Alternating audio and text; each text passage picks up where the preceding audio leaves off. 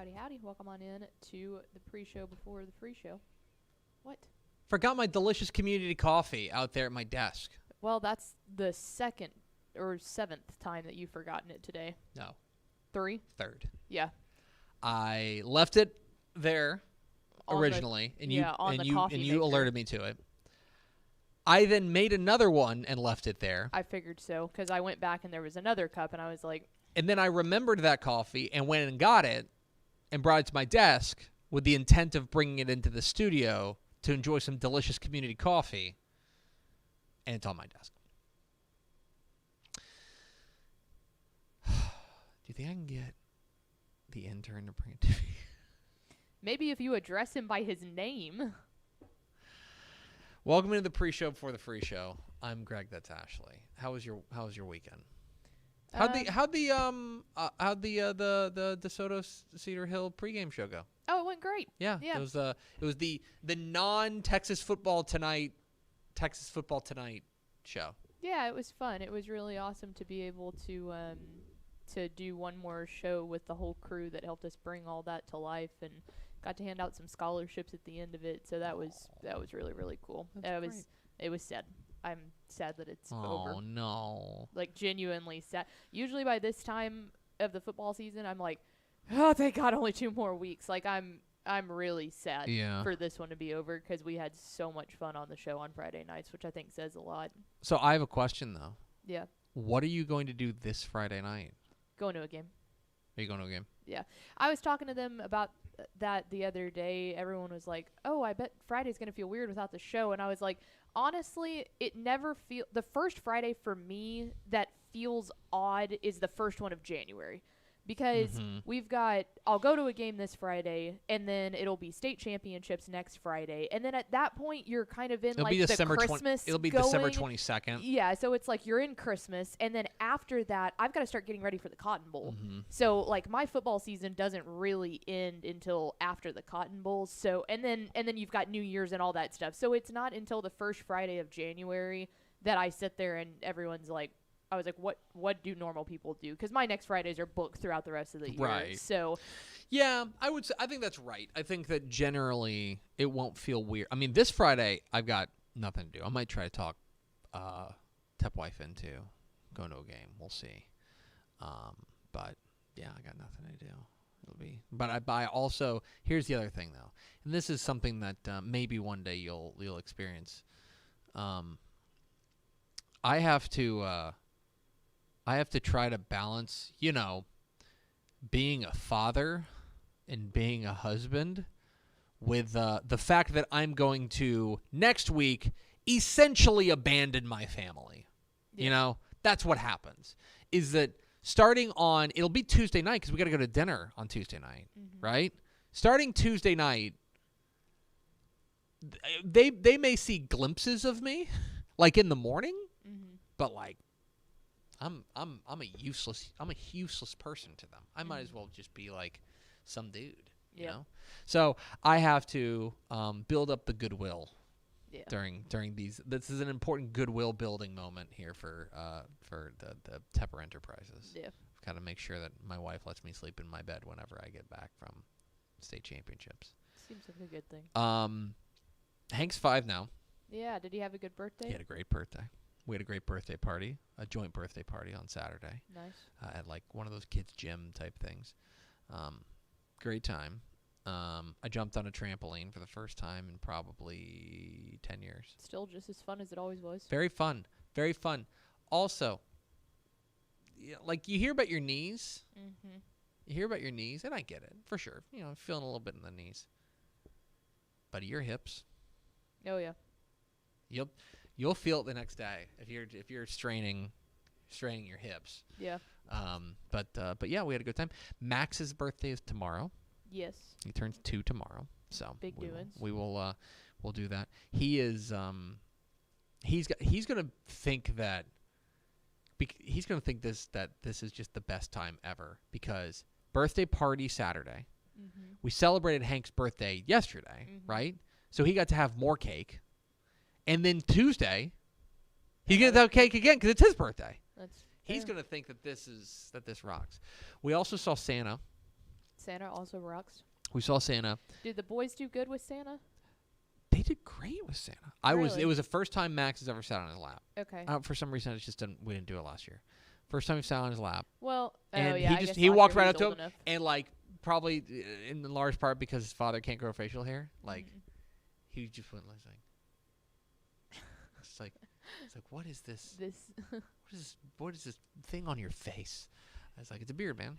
But yeah, we got some pictures. The pictures are not publishable though. They're bad photos. But I told my wife we got the picture back, and I was like, you got to remember. This is not about photo quality. This is about core memory. Yes. Like, this is a core memory photo. And, like, it is good enough to be a core memory photo of, like, the lights are too bright for Hank, so he's just like... Oh, yeah. And then Max is, like, looking down. At least he wasn't crying. I saw a lot of... Because I'm at the age where a lot of my friends have, like, little ones, and so this was, like, the first time that they were giving them to Santa, and some of them are just screaming their head off. So, I mean, that's what I was braced for off. that. Yeah. I was braced for that. I was braced for Max to be like, absolutely not. But, like, no. He was like, did Hank scream his head off the first time? Because Hank was a lot more shy than Max. He was a lot more shy from and my more interactions sensitive, with him. in my opinion. I don't think so. I feel like Max is just, But I think here's the other thing, though. He's a pandemic baby. So, his second Christmas, after he turned 2... I don't think we took him to see him when he had just turned 1 because like what are you gonna do with a baby like that? But like when he just turned 2, it was like the world was shut down, so we didn't go see Santa. It wasn't until he was 3 when I think he had a better grasp of like Santa's the real deal. Yeah. Anyway, all right, we're now gonna play a game which is called Can Tepper Run and Get His Delicious Community Coffee while the intro's playing? Hit the theme, Maximo. Pickle. Hit the arrow sign.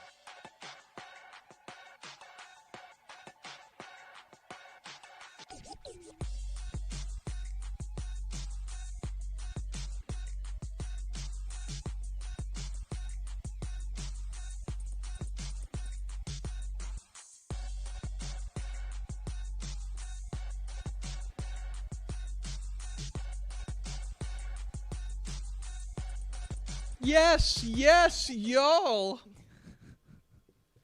From the Dave Campbell's Texas Football Mothership here in beautiful Louisville, Texas. It is Texas football today. Show that's troublingly out of breath. It's like 50 feet at most. My name is Greg Tepper. I'm the managing editor of Dave Campbell's Texas Football magazine, TexasFootball.com, a corresponding website. Thank you for spending part of your day with us. Whether you're watching us live, TexasFootball.com, Facebook, YouTube, Twitch, Twitter, all the places, or you'll listen to some podcasts, which you can subscribe to. Gotta catch my breath. I need this community coffee. On the podcast vendor of your choice. Either way, thank you for doing your part. Support your local, mediocre internet show. I'm sitting over there at the helm today, making us sound good. She's the Duchess of the Dorks, the Prime Minister of Thanksgiving. She's Ashley Pickle. Hi, friends. Happy Monday. This is our... Yeah, we got one more Monday show. One more Monday show. show. No, we got two more Monday shows. Two more Monday shows. Yeah, we'll do a state preview episode next week and then a state recap episode the next Monday. And then we done. And those Monday shows are going to be the only shows of both of those weeks. Of both those weeks, so cherish it, folks. But two big ones. Cherish it. Today is Monday, December 4th, 2023, 360 days until Thanksgiving. Happy birthday to Jay-Z. Oh, nice. Jay-Z turns. You want to take a shot at this? 47. 54. Yeah, okay. Good for him. Imagine being Jay-Z and being very clearly the second most famous person in your marriage. Yep. Like, not... not up for debate. Not up for debate. He's like, what about me? I did Dead Presidents. It's episode 1704. On today's show, folks, big show. On the 4th. Wow. Some numbers are the same. On today's show, folks, we are going to overreact to football weekend and Monday Morning Fallout. We're going to be joined by the head coach of the Cibolo Steele Knights, Coach David Saenz, will join us to talk about their berth in the state semifinals. Then we're going to talk a little bit about UTEP. It's funny. Last week got so busy that we weren't able to do our post-mortem on Dana Dimmel, which is sad. But the good news is we can do a quick post-mortem on Dana Dimmel while we talk about their new head coach, Scotty Walden. We'll talk about that coming up here at the back half of the program. If you stick around with us. Do we have first four through the door? We sure do. It was Paul Roberts, Big Jiggly Water Balloons, Tanner Solis, and Matt Stepp. Welcome in, fellas. Hello, friends. Welcome in after an exciting football weekend. And what better way to recap the exciting football weekend than to hit the air raid sirens? Because time for Monday Morning Fallout. He did it gracefully.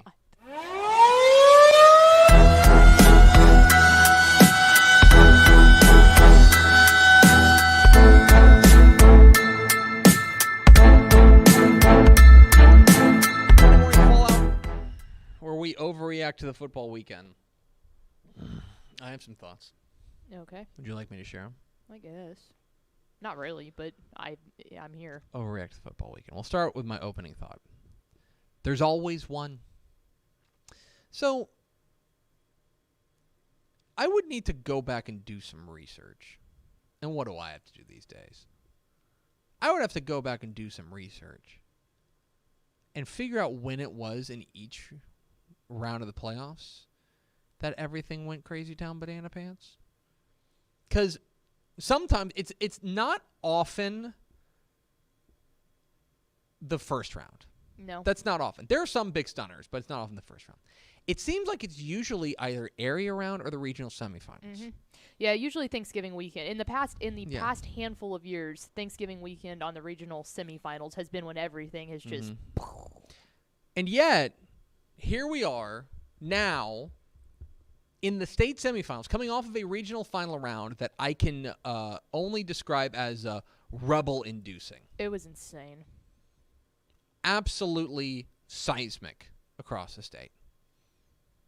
And maybe it's because it ends up that last week there were 11 rematches, and the team that won went 6-5. Mm-hmm.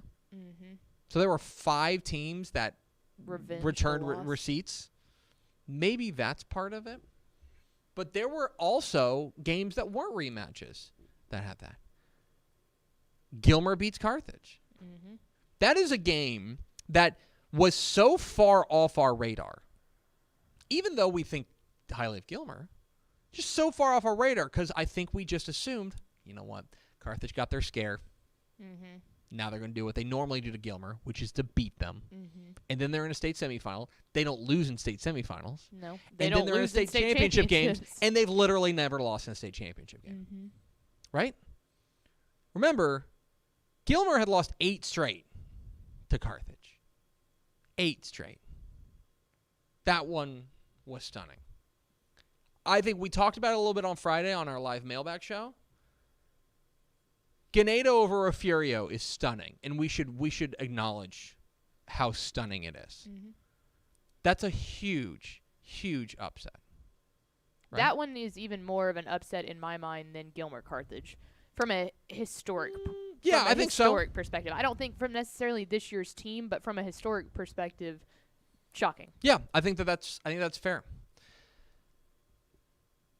I think Brownsville Veterans Memorial over Corpus Christi Miller is maybe not a huge upset, but the way it went down and the context around it and what it means for the Rio Grande Valley certainly puts it in that category of seismic, right?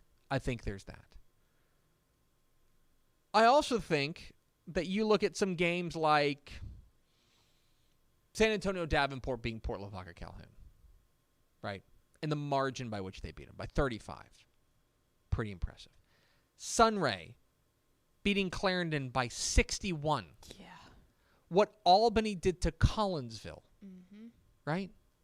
To me, those are games that also get put into the whoa category. What Chilton did to Falls City. I picked Chilton. I picked Sunray. I picked Albany. But I picked them in like 10 points, maybe 7-10. It was a seismic weekend of high school football, and the stage is now set for the state semifinals.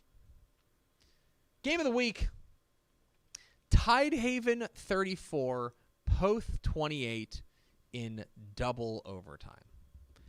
This game was bizarre, honestly. It was really bizarre. Poth jumped out 21-0 on Tidehaven. And you're thinking, they're just going to squish them. That's exactly because that's what Poth does. That's what Poth does. They get up on you, and then they just go, okay. They do that thing where, like, when you have a little brother, and, like, they're trying to swing at you, and you just hold their hand out there. And it's like, yeah. That's what they do. Yep. And Poth, or Tidehaven, rallies back, forces overtime, forces a second overtime, and in the second overtime, gets a stop and a game-winning touchdown run to knock off the state runner-up from a year ago and move on to their first state semifinal since, was it 1981? I had this written down somewhere. Tidehaven's in a semifinal for the first time since 1981. I did have that right. Good job, Greg. Game of the week, undisputedly. Fantastic ball game. Am I overreacting? Did SMU get hosed? Yeah. Yeah, they really did. So SMU wins the American Athletic Conference Championship. Boy, Texas does not think highly of, or Tulane does not think highly of the state of Texas right now. No. They stole their Houston coach. steals their coach. SMU beats them in the championship. Yeah. We'll talk about Willie Fritz tomorrow. This is and so they win their conference championship.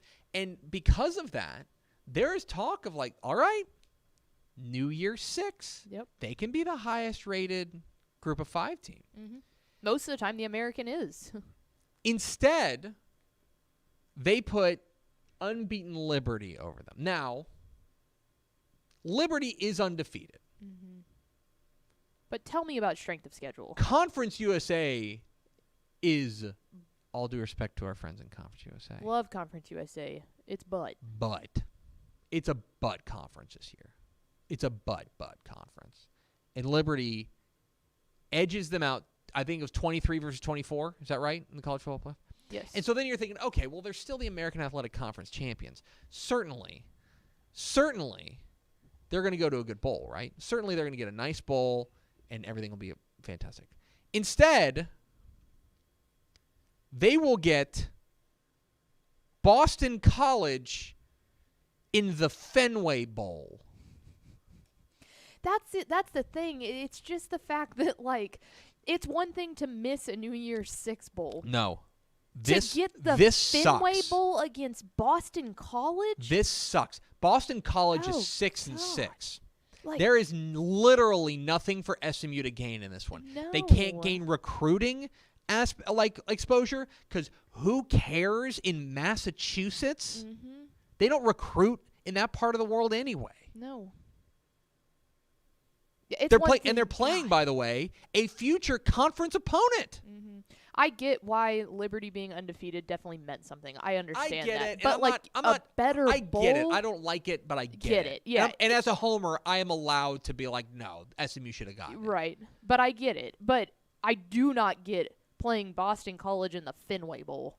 Absolutely. That's hot garbage. Absolutely not. It was tough. It was a real whiplash week for SMU. Weekend. Time for the Dudes Rock Dude of the Week.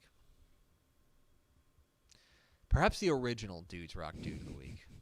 He does rock. The dude who rocks is Armando Luan, the quarterback for Sunray, who went for 8 total touchdowns, 7 passing, and 1 rushing in their absolute romp over Clarendon. Pickle, can I give you some numbers? Armando Luan now has 80 total touchdowns this season. Kyler Murray, his best year at 78. Only one person has ever scored more touchdowns, been responsible for more touchdowns. That's Nick Gerber. At a level in. He has 4,000 yards passing, 968 yards rushing. Here's a complete list of quarterbacks who have ever thrown for 4,000 and run for 1,000. So he needs 32 more yards. Kyler Murray and Tyreek Rollison at Sulphur Springs. That's the whole list. That's insane. Sunray quarterback Armando Luan. Dudes rock. Time for Tepper's Play of the Week. There was a number of plays, but this was one that I didn't pay a ton of attention to Duncanville and Spring Westfield. It was a romp. Because it got, like, by the time I got to, like, Twitter and I got to my computer, Duncanville's already up. Yes. But Greg Powers tweeted this play. It was their opening touchdown, and at this point, you had to feel like Spring Westfield knew that they were on borrowed time.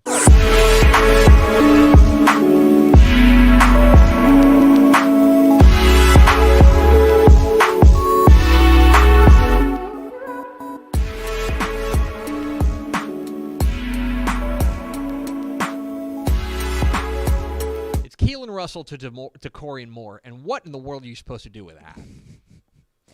They could have the Baltimore Ravens out there in the secondary, and I'm not sure there's anything they can do with that. No. Insane. That set the tone for Duncanville in their romp over Spring Westfield. That is my play of the week. Quick break for a hot take. The College Football Committee, Playoff Committee, is not a football entity. It's important to remember this as we're all kind of processing what they did. Now, I want to be very clear. I think they got the top 3 exactly right. I think Michigan should be number 1. I think Washington should be number 2. I think Texas should be number 3. It should be Texas versus Washington in the Sugar Bowl. That's great. Great work. 3/4 of the way there. You get a 75%. They leave unbeaten Florida State out and put Alabama in instead. 12-1 Alabama. It is moments like this where it is important to remember that their job is not to put together a football game. Their job is to put together a television product. And Michigan, Alabama is going to do numbies. And Michigan beating a wounded Florida State team, as deserving as they are, and they are, it's a travesty, is not going to do numbies. This is a numbers-based game. They are a political organization that makes political decisions. They are not a football organization that makes football decisions. It's always important to remember this. So, I didn't think they'd do it. I didn't think that they would kick out an undefeated major conference champion from the playoff. But I'm also not surprised. Time for the of the week. Stratford 46, Hawley 6. And I want to make sure we're being very clear here.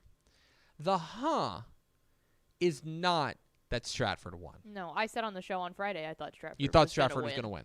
The is the score. The margin by which it was done. That is a defending, I'm going to point to him.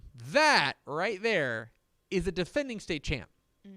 That right there is a 2-time state finalist. Remember, they made it in 2021 as well. Played Shiner. They'd won that region 2 years in a row. And to beat them by that scoreline, 46-6, a 40-point win, that certainly had me going, huh? And now, by the way, Stratford Toller. Oh. So good. Makes me want to have another sip of delicious community coffee. Ew. Not to community Not coffee, community to coffee. the noises that you make when you drink your community coffee. Wild stat of the week. It's important to remember that this was not the state regional finals for everybody. This was the state semifinals in 6-man football. We had 4 state semifinals, and we have punched our first 4 tickets to AT&T Stadium. In 1A Division II, Benjamin back to defend their crown. They will take on first-time finalist Oglesby. Got our first-timer. I always like when we have new blood. That's exciting. I'm excited. And by the way, Benjamin number 1 and Oglesby number 2 in the preseason. Who would have guessed? The other game is 1A Division I is going to be Westbrook and Gordon. Number 1 and number 2 in the preseason.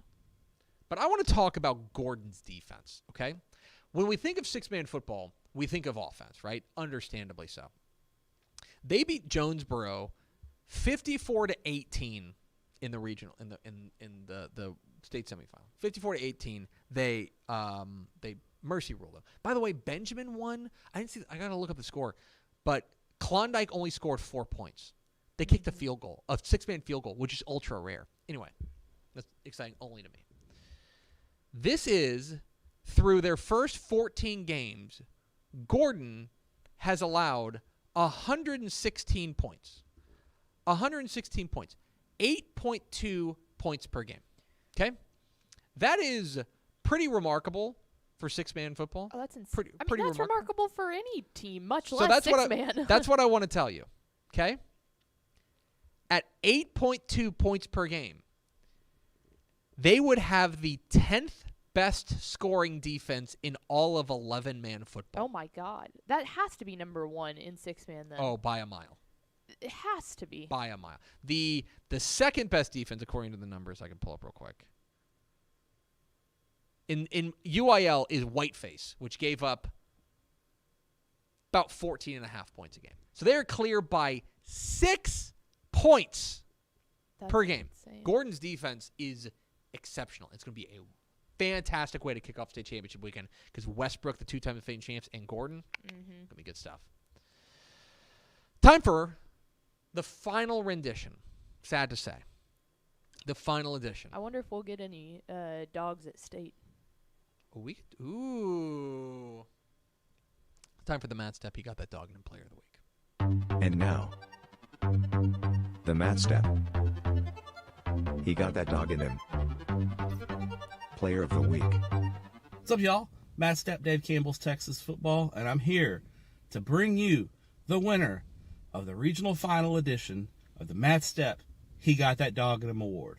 And the winner of this week's Matt Step, He Got That Dog in Him award is none other than Albany running back Adam Hill. Adam Hill in Albany's 52-14 win over Collinsville on Thursday night had 223 yards rushing, 4 touchdowns. He also made a crazy sick one-handed catch for a 24-yard touchdown in the win, and he was also a menace on the defensive side of the ball. Congrats, Adam. You, sir, have got that dog in you. This has been the Matt Step, He Got That Dog in Him Player of the Week. There it is, the Matt Step. He got that dog in the player of the week. We'll see if we can do something at state. You have my attention, Glen Rose. The Tigers are back into a state semifinal. Remember, Glen Rose started 1-4.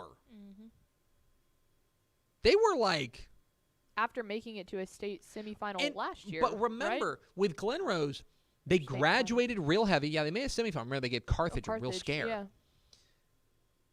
They graduated super heavy, and I'll be honest, when they got to 1-4, I was like, yeah, I mean, that's what happens when you lose a transcendent class. And now they're into a state semifinal.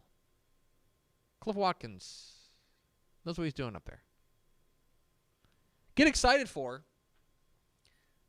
Gunner versus Canadian, Volume 7. They just keep doing it. This is the 7th meeting in 8 seasons for Gunner and Canadian in the state semifinal. It is almost too close to call, in my opinion. And it'll be great. Friday in Abilene. Good game. The final thought. It's the final thought every time we do the final episode of Monday Morning Fallout of the season. The cruelest round. For those who are longtime viewers of the show, you'll just have to suffer through me saying this again. The semifinals of the Texas High School Football Playoffs are by far, undoubtedly, 100% the worst round to lose in. Yes. The worst round to lose in. By a mile. If you lose in the first round, if you get launched into the sun 100-0 in the first round of the playoffs, you know what? You made it to the playoffs. Thanks for coming. If you lose in the regional semifinals, you lose Thanksgiving weekend, you got to practice on Thanksgiving. Great year. This moment right here, you are 48 minutes away from being remembered forever. Even if you lose. Even if you lose. Even if you get beat 160-0 on national television. You get to be in the state championship, play on the big stage, and be remembered forever. I can remember every state championship team I've watched. I don't think I can remember, aside from like Gunner Canadian, right? Right. The teams in the semifinals. This is it. It all comes down to this. If you win this week, you're etched in history. And if you don't, It's Monday Morning Fallout. We're at Texas Football today. We're here every weekday at noon on TexasFootball.com, talking football in the Lone Star State. You can follow us on Twitter at DCTF, like us on Facebook, Facebook.com/Dave Campbell's. Follow us on Instagram, Instagram.com/Dave Campbell's, and of course, see us at TexasFootball.com. Coming up here in just a moment, we'll talk with the head coach of the state semifinalist Cibolo Steele Knights. Coach David Saenz will join us. But first, a word from these valued goods and services. I feel like bustin' loose, bustin' loose. Come on, get on up. Oh yeah, get on up. Bustin' loose when you wanna sing. Bustin' loose, baby, do your thing. Talking about bustin' loose, yeah. Hi, I'm Jennifer Potter, Executive Director of Be Well Texas. Too many people are struggling alone these days, and alcohol and drug deaths are increasing. We started Be Well Texas to offer high-quality, science-based addiction treatment and recovery services anywhere, even at home. We provide compassionate, caring support virtually or in person. In many cases, there is no cost for treatment if you don't have insurance. Really. Welcome to Be Well Texas. We're glad you're here. Wing is the largest residential drone delivery provider in the world, delivering to your home in less than 30 minutes. Order using an app just like other popular delivery services, and Wing's automated drone takes care of the rest.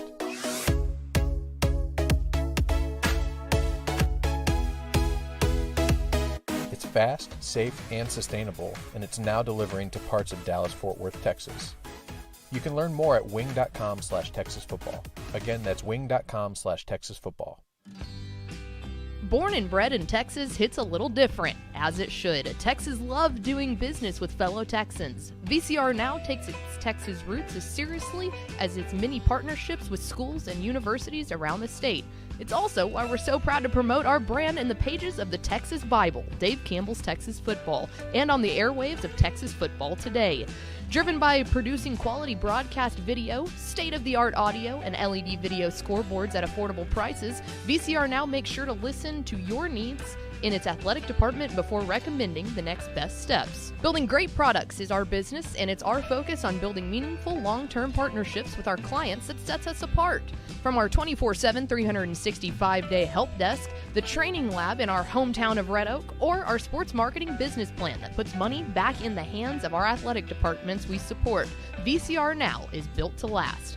Reach out to us today at info@vcrnow.com or by calling 855-GO-VCR-NOW. Again, that's info@vcrnow.com or by calling 855-GO-VCR-NOW. Pickle, let's go to the hotline. Let's go down to the Alamo City. We're pleased to be joined by the head coach of the state semifinal bound Cibolo Steele Knights, Coach David Saenz, joining us. Coach, how are you? I'm doing well. How you doing, Greg? Doing great. How are things in down there in San Antonio? Oh, things are good, man. Things are, I know we're excited, our community's excited, school's excited, to be playing another round. So we're all really excited about it. Yeah, I'm interested in that because, this is a Steele program that obviously has such great pedigree and such great tradition. The expectations are so high. You guys go into this regional final against Dripping Springs, against a real good Dripping Springs team that had been playing outstanding ball.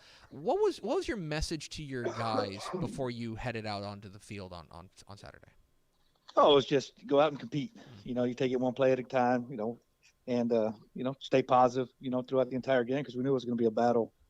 Anytime you play an Austin area team that's been playing that well this late in the year, and our message was just to go out and try to execute the best we could in all three phases, and control the things we could control, and our guys did a great job of doing that on Saturday. You guys were able to come up with big plays in the same way that you guys have been able to all year, and especially through the air. Quarterback Chad Warner has really had a great year for you guys. I'm curious to see how you've seen him grow. Not just maybe during the season, but since you first met him and kind of he took command of this offense. Yeah, he's done a tremendous job. He started last year midway through that first game against Brennan at the Alamo Dome and the Pigskin Classic, and just his demeanor. It's just he's always even keel. It seems like ever since we've got to know him and work with him, and His composure's it's always been there, and it helps to have some really good weapons around him at the running back and the receiver position, and the O line has done a tremendous job the entire year, of protecting him and keeping him clean in the pocket. But just his awareness and seeing how the game has slowed down for him since his sophomore year, that's what we've seen, the most improving on throughout the year. Speaking of your offensive line, you go back to your regional semifinal win over Harlan. For all the things you guys did well, running the ball was a struggle on the Hawks. It was hard to do. This past week, you got Hatton loose. You got Jonathan Hatton loose for 126 yards and a touchdown.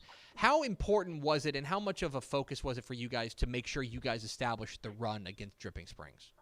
That was a huge part of our game plan going in, just knowing how physical and how good their defense was, across the board. We knew that we were going to have success offensively. We're going to have to try to establish a run game, on those guys. And, our offensive line did a great job of creating, some holes for Jonathan, and Jonathan did a great job of getting, the extra yards after contact and things like that. But, anytime you get this deep in the playoffs, you always want to try to establish a run the best you can. And, our offensive line did a great job of that, on Saturday. Talking to David Saenz, the head coach of the Cibolo Steele Knights here on Texas Football Today. Get involved in the conversation, #TF Today. Coach, on the other side of the ball, your defense has really settled into consistency, what you guys have seen, especially the secondary. We know the talent you guys have back there. Coming into the year, is this the kind of defense that you expected to be playing at this point with the guys that you have back there? We lost a really good senior class last year, and when you were looking at the losing like a Mekhi Williams and Javon Bejarano and guys like that, we knew that we had some shoes to fill. But we knew with our D line, we had 3 of the 4 starters coming back on our D line, and those guys are they play with a motor, and that helps. Anytime you can get pressure with your front 4, that always helps in the back end, whether it's secondary, and then helping your linebackers, with their run fits and things like that. So, we knew we had some pieces to fill at our linebacker spots and a couple in the secondary. We knew that, that they had the potential to be a pretty good defense, but you just never know until they, you turn those Friday night lights on and start competing. But they've done a tremendous job growing each week and getting better and better. That's all you can ask as a coach. Speaking of getting better and better, and let's talk about something I know coaches love to talk about, which is games you lost. Let's go back to week 2, and you guys go to Lake Travis and fight hard, and they pull away with a 20-10 win. Since then, you guys have been a runaway freight train. What do you feel like you learned or took from that week 2 loss that has you guys rolling now? Yeah, you play at Lake Travis week 2 of the season. That you schedule games like that so you can find out what your weaknesses are. And I think we lost 50 seniors last year. We had 4 new offensive linemen that were playing. We had I forget how many guys on defense that were getting their second start of the season. And you play against a really good Lake Travis team, they're going to find your weaknesses. And not all losses are terrible as long as you learn from them. And I think as a coaching staff, we learned some things that we thought we would be able to do that we wouldn't be able to do. And I think as the players play in a hostile environment that early in the year, that helped us tremendously of growing up. Our kids understood the situation. You want to be a state caliber team. You're going to have to grow up in some of those moments, whether it's your offensive line, linebacker, secondary, whatever it was. But that's why you schedule those games early to find out what type of football team you're going to have. Are they going to fight, or are they going to lay down, and things like that. So we knew we were going to fight for 4 quarters. We just had to get some things fixed, schematically and things like that. So that was a huge part of our growing process throughout the year. Coach, it's on to the next one, and it's a big one. 4 o'clock Saturday in Waco at McLean Stadium, as you guys will take on the champions of Region 3, the Humble Summer Creek Bulldogs. I don't want to ask you to reveal your entire game plan to us, but when you take a look at what you're going to be up against on Saturday in Waco, what do you see across the field in Summer Creek? Oh, I see, big, strong, fast, physical, and extremely well coached. So, you get to the Final Four, that's most of these teams are going to be, extremely talented. And they're extremely well coached, and that's what we see on our end when we turn that film on. And it just wouldn't expect anything less than a 4-quarter game, at 4 o'clock at Baylor. He's David Saenz. He's the head coach of the state semifinalist Cibolo Steele Knights. Coach, we sure appreciate your time. Congratulations again on all the success, and best of luck on Saturday. Hey, I thank you. One last thing, Greg, I want to thank you guys, man. You guys do a tremendous job for high school athletic, football, high school athletics. And I just want to say thank you guys for everything you do for the student athletes and for the coaches and bringing recognition to the game. Absolutely, Coach. We sure appreciate that. Thanks for your time, Coach. Yes, sir. All right, thanks. There you go. David Saenz, head coach of Cibolo Steele. That's very nice of him to say. He doesn't need to say that. He doesn't mean that. He's a kind man. He is a kind man. He's a good football coach, too. And that is and that's a recipe for success. That's a good football team. Mm-hmm. That's a good football team. And I don't know. That's a tough one to call, Cibolo Steele and Summer Creek. But I'll tell you, the way that's gonna be some big old boys on the field. It's gonna be some big old boys. Like, those are massive humans. One of the things there that I'm interested in, and spoiler alert for the picks video, one thing I'm interested in, Summer Creek got touched up a little bit through the air by Fort Bend Hightower. You look at the receivers, Jalen Cooper, quarterback Chad Warner, they can sling it a little bit. I'm very interested to see if Cibolo Steele is going to throw the ball pretty effectively against this Summer Creek defense. Because that front seven's nasty with Xavier Atkins and company. But it is a fantastic ball game there at Baylor. It's actually the last game of the year, or last game of the weekend. It's 4 o'clock. It's 4 o'clock kick at Baylor. So that's the one we'll be waiting on here on Saturday. I should have given them grief. Tell them, dude, we're going to be waiting for your game to go final to finish all our state championship stuff. Well, the good thing I can tell you is that game will be live on Dave Campbell's Texan Live. Whoa! You can watch it. Don't tell anybody yet. I don't know if you know how that microphone works. We're Texas Football Today. We're here every weekday at noon on TexasFootball.com, talking football in the Lone Star State. You can follow us on Twitter at DCTF, like us on Facebook, Facebook.com/Dave Campbells. Follow us on Instagram, Instagram.com/Dave Campbells. And, of course, see us at TexasFootball.com. Hope you'll go to TexasFootball.com/subscribe to become a Dave Campbell's Texas Football subscriber. Makes a great gift. If you're looking for the gift of football, give your loved ones the gift of football this season at TexasFootball.com/subscribe. I'm pretty sure it's pretty. I think we've made it easier to gift it. Yeah. It's you just if you're buying it, it doesn't have to be under your name. Like if I were buying it for Pickle, I could just go through and type in her address and stuff, and she'd get all the benefits of it. So TexasFootball.com/subscribe.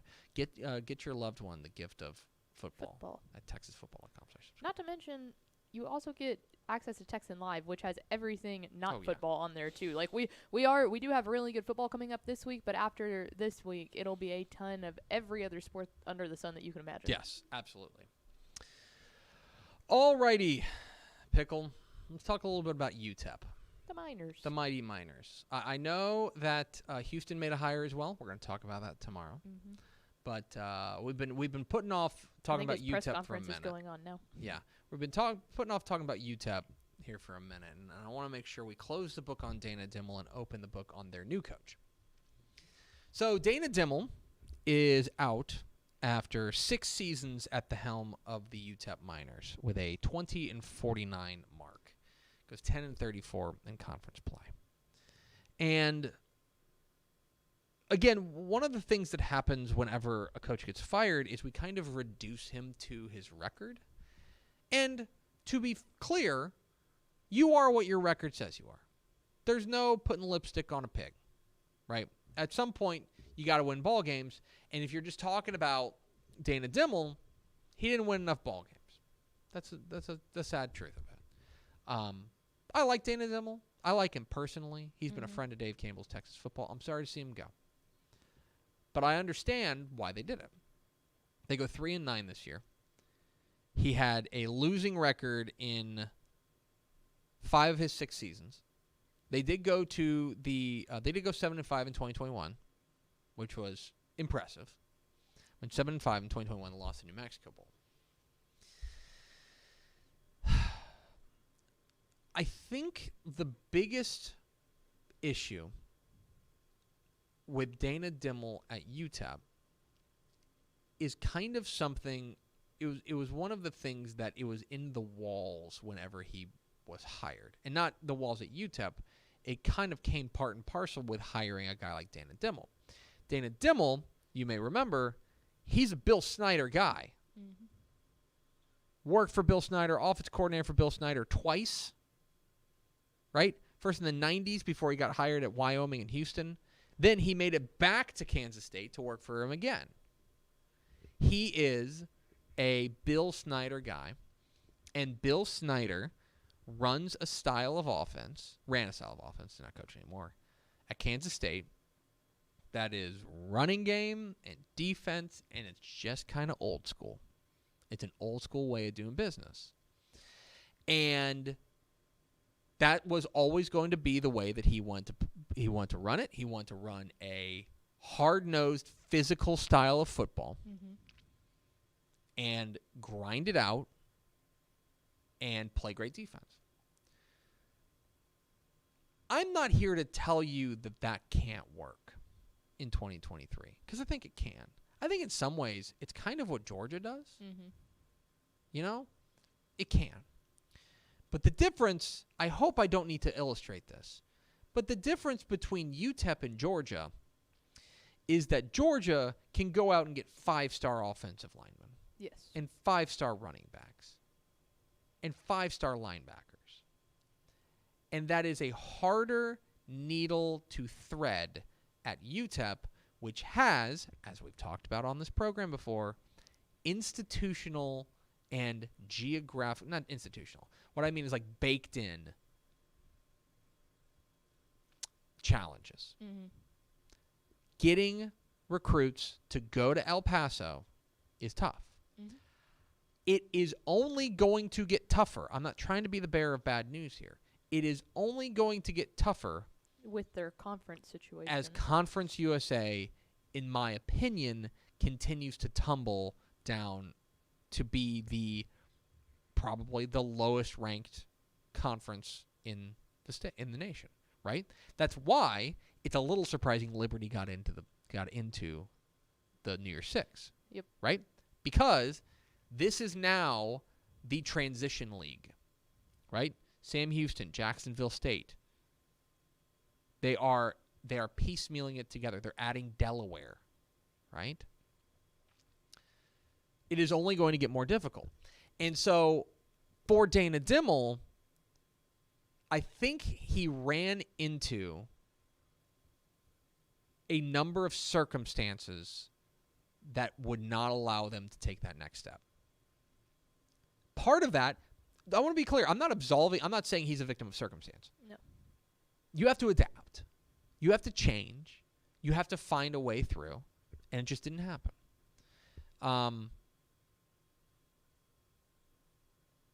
I think you can win at UTEP. Maybe I'm in the minority here. I don't think you can. I don't know if you can win a national championship, but I think, especially in this new Conference USA, I think you can challenge for the top tier there. And UTEP did not appear to be heading that direction. And as a result, Dana Dimmel is out after 6 seasons as a head coach at UTEP. They have now made another hire. Came down today. Mike Craven confirmed it on TexasFootball.com that the new head coach of the UTEP Miners will be Scotty Walden. Scotty Walden will be the new head coach of the UTEP Miners. Scotty Walden is a name that you know if you are. That is a football sicko Rorschach test. Okay? If you know who Scotty Walden is, you're a football sicko. And I love you. Thank you for watching this program. But Scotty Walden has been one of those names that's been kind of on that undercurrent hipster names for a while. Scotty Walden is leaving his post as the head coach at Austin Peay. He's been the head coach at Austin Peay in the FCS ranks for the last couple of years. Since 2020 was when he took over. I guess 2021 was his first. Well, no, it's weird. So we'll go through his whole biography. Okay. In Texas, you may know him as former Cleburne quarterback Scotty Walden. I would need to do some math here, but no, he's too old for me to have covered him. But he played at a variety of different places. He played at Hardin Simmons, played at Sul Ross before he got into coaching. He's the offensive coordinator at Sol Ross. In 2012, when he was 23. Yeah, that's crazy. He's 34 right now, by the way. He just turned 34. He's by far insane. he's younger than GJ Kinney, right? No. Ooh. Hold on. GJ Kinney's 35. 35. He's okay, younger wow. than GJ Kinney. Wow. How's that? He's younger than Aaron Morris, right? Yes. Yeah, Eric Morris is 38. 38, Yes, yeah. thank you. Now we got a bunch of guys in their 30s. Ha! My people. He was Not for much longer. in. I appreciate you. Over the hill. He moved over to East Texas Baptist in 2013 and then became their head coach in 2016. He was the head coach of 2016, at which point he kind of got noticed. They went 7-3 in his first year there, his first and only year at East Texas Baptist. Then he goes over and he becomes the receivers coach at Southern Miss. Starts joining at Southern Miss under Jay Hobson. Okay. Now here's where it gets weird. He kind of works his way up through the ranks, and then he does the ultra rare thing that I think can only happen once, which is he coached for two different teams in the same season. In 2020, he took over as the interim head coach at Southern Miss. Mm-hmm. Okay, interim head coach at Southern Miss finished out the string with a bad team. They went 1-3, whatever. He then gets hired in October while he is still at Southern Miss. He gets hired at Austin Peay. He then takes over and coaches at Austin Peay in the spring season, in the COVID year. Yep. He's been at Austin Peay now for 4 seasons, I should say. And he's 26-14 at Austin Peay. He is he is ticking a lot of boxes of the guy, of the girlfriend that is entirely the opposite of the guy, the girl you just got dumped by. Mm-hmm. Okay? Or you dumped, I should say. He is young, all due respect to our friend Dana Dimmel, but he is almost 30 years his junior. Mm-hmm. And he runs a dynamic offense. Yep. They are going to spread it out and throw it around. They want to play an exciting brand of football. Mm-hmm. They want to play an exciting brand of football. And it might not be a lot to say about it now because the conference is so different, but he does have experience in Conference USA. He does. And it's a very different He look than does. Conference USA. Different. But Yes. He's a two-time conference champion. He won the ASUN in 2022, and he won the UAC this year in 2023. They lost in the first round of the playoffs. He is, again, like I said, it's a football sicko Rorschach test, but he is a name that's been kicking around as like a hot young name coming up through the ranks. And now he gets a shot at the FBS ranks. This is very different for UTEP.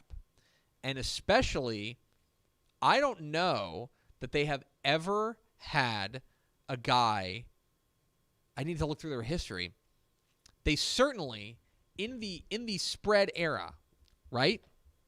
In the spread era, they have not had a coach who wants to spread it around, who wants to throw it around. no. Mike Price didn't want to do that a little bit, but certainly more than the last two. Sean Kugler and Dana Dimmel were There ground was and pound the year- guys. They were the- offensive line guys, basically. The year that UTEP went bowling, they had the really good receiver. So they Would throw it a little spread bit, it but around a little bit more that but this is time. going to be much more wide open. Oh, yeah. This is going to be 5 wide, which I think, in my opinion, is a smart move by UTEP and the brass, because I think it's a lot harder to find quality offensive linemen who are going to be able to go out to UTEP than it is to find quality receivers and quarterbacks.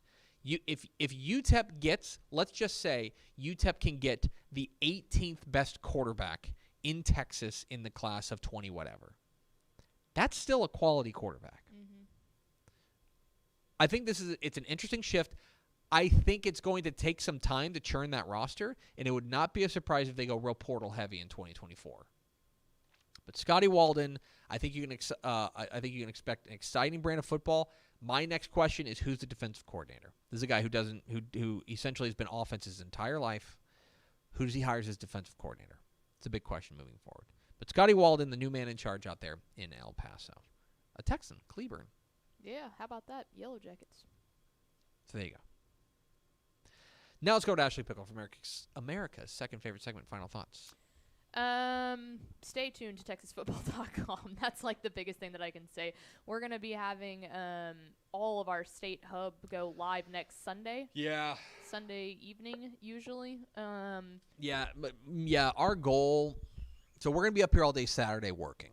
We're gonna be up here all day Saturday working. Pickle's got to figure out what we're gonna eat. We'll be up here and putting together our entire state championship coverage. We got to wait until the games go final, right? So we got to wait until Cibolo, Steele, and Summer Creek goes final at 4 o'clock before all the games are finalized. And then we still have stuff to do after that. We still have to record a video. You know, I have to script a video. We have to record it and edit it and stuff like that. We have to put together graphics and all that. Our goal is noon on Sunday. Our goal is noon on Sunday to have that whole bad boy launched at TexasFootball.com/state. You'll see it all over social media once we go live. But that's the goal. So TexasFootball.com's got everything you need. And then this weekend, we've got quite a few, we'll announce it throughout the week, but quite a few really, really good state semifinal games that'll be live on Dave Campbell's Texan Live. So keep your eyes posted to social media there. That'll do it for us. Thanks for spending a little bit of your day with us. Follow us on Twitter at DCTF. Like us on Facebook, Facebook.com/Dave Campbell's. Follow us on Instagram, Instagram.com/Dave Campbell's. And, of course, see us at TexasFootball.com. Thanks again to David Saenz, the head coach of the Cibolo Steel Knights, for being our guest. For Ashley Pickle, I'm Greg Tepper. Vince Young, please meet your Player of the Year trophy. We'll see you tomorrow on Texas Football Today.